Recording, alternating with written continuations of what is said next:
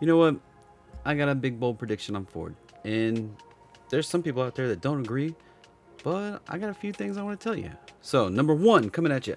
2021 sales of EVs is 6.8 million vehicles. Just in the United States, 289 million vehicles registered on the road, with about 1% of those being EVs of some nature, whether that be battery electric vehicles like Teslas or the new Ford Lightning, Ford Mach-E, or the new Hummer, or maybe they're hybrid electric vehicles like the Toyota Prius or all those other ones that, there's tons of hybrids. Lexus's hybrids, there's just tons of hybrids out there. If we were to up that percentage to just 20%, that's 57 million vehicles that need to be sold to get 20% of the cars on the road in the United States to be EVs. And we're not even talking worldwide. That's in the United States, just the United States.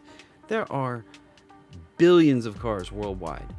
And let's look at this chart right here. 10 years of global EV sales. 10 years. If we look at the graphic here, Teslas have been the leading sales from about 2015 on to 2021. Well, there's some big car companies out there like Ford, GM, Toyota, Honda, Volkswagen. There's a lot of car companies out there that produce millions and millions of cars a year that are working hard to catch up. I feel like one of the strongest of those is Ford. Why Ford? Well, they've been producing cars since the start of this thing. They've had long-term invested interest in the car industry, and I don't think they're going to let it slip away from them right now. In fact, Car and Driver awarded Ford the #1 EV in 2021 on their Ford Mach-E Mustang. Now let's look at something else here real quick. If we pop up the market cap of Tesla real quick, they don't even produce that many cars really, and their market capitalization is $650 billion. B with a billion. If we look at Ford's market cap, only $54 billion with a B, compared to Tesla's $650 billion market cap. Now, suppose that Ford had a market cap kind of like Tesla's. No, that's a long stretch. I'm not talking about tomorrow. I'm not talking about next year.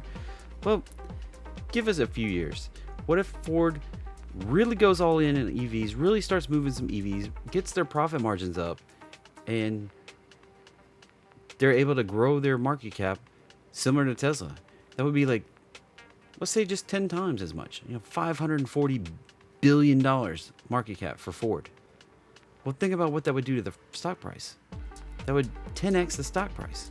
That'd be $135 a share from the current stock price. Here's their CEO right here, Mr. Jim Farley. He's Chris Farley's cousin, the late Chris Farley, the comedian that was on SNL. Mr. Farley, well, he's not a dumb CEO. See, he did this baller move right here, where the US government passed a bill with subsidies of about $7,500. Well, they just raised the price of their Ford F-150 Lightning $8,500 this summer, right on the back of that brand new government subsidy. That's a pretty baller move if you ask me. Ford also has over 100,000 F-150 Lightnings already reserved.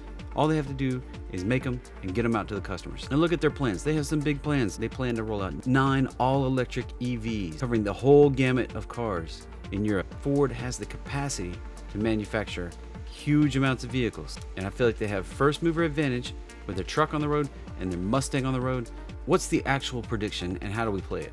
Well, right here on the chart, we have Ford making a big move up from the low in 2020 all the way up through the high right in the beginning of 2022. Then we pulled back hugely all the way to the 618 retrace. We moved up and then made another attempt at going lower and held support. This sets up in one of my favorite patterns called the measured bounce. This measured bounce setup would take us right up to about the 120 level based on this simple chart right here. I've simplified this chart and taken the candle data off.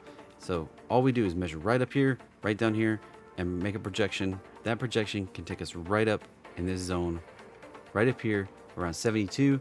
And if we get the extension up here around 120. Now you might say, how do you play that? Well, when you get pullbacks like this one right here, you can come down here below support, anywhere down in here, and sell short-term credit spreads. Now what am I talking about? I'm talking about going to the put side, selling, maybe a $10 put and then buying a $9, $8, $7 put underneath it as protection, and be willing to take those shares, because I feel like this is an excellent opportunity. If you sell the credit spread down below support, any dip that Ford takes down below support, that gives you the opportunity to sell some upside calls and make more than your money back when Ford rallies to the upside, because this company is not going away anytime soon. Now, I look out in the driveway. I have several cars. I have several kids that drive. Tell me about who in your family drives a car, whether you might be interested in a Ford or a Tesla or GM or other car. Let me know in the comments. I'd love to hear about your thoughts on this, and I'd love to hear about your thoughts on where you think the stock's gonna go. So I'm jumping down, join the conversation in the comments. I've got a report on Ford that details even more trades than what I talked about right here. I'm gonna put that link in the description, so make sure you go check that out. You know what? If you wanna go see some other ones of my big bold predictions, check that out right over here. I'm gonna link that, and I hope to see you on the next one.